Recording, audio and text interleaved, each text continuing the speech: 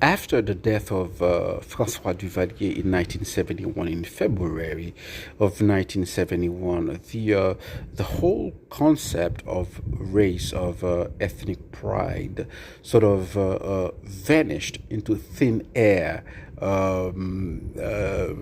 When it comes to the Duvalierist revolution, with Jean-Claude, the Jean-Claude didn't have an ideology. Well, he didn't have the experience, the intellectual experience that his father had. He came into power quite young. So he didn't have that experience. He didn't have the intellectual tools to to have a kind of a coherent discourse about what it means to be Haitian. So what remained of the Duvalier of the Francois Duvalier era was just the police state for Dimanche. Oh, that's what remained. That's what remained.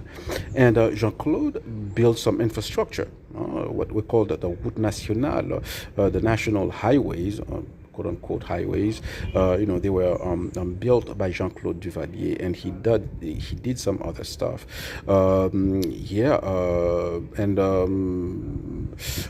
Under Jean-Claude Duvalier, you had some fairly clean and attractive places in Haiti, for instance, the Champ de Mars, the Bicentenaire, and stuff like that. So, but Jean-Claude, I think, Jean-Claude missed the opportunity of making significant headways in developing Haiti.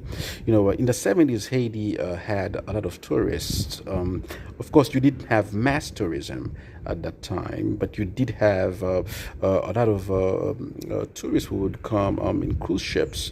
My parents tell me stories, and with regard to the race things, to the race thing, you had a lot of Macoute, a lot of Toto Macoute were what Haitians called mulattoes.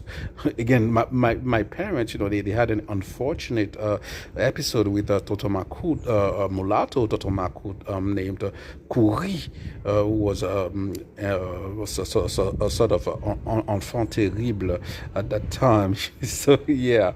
Yeah, but yeah. So with Jean-Claude, the race thing, especially given he married a woman who, by Haitian standards, would pass as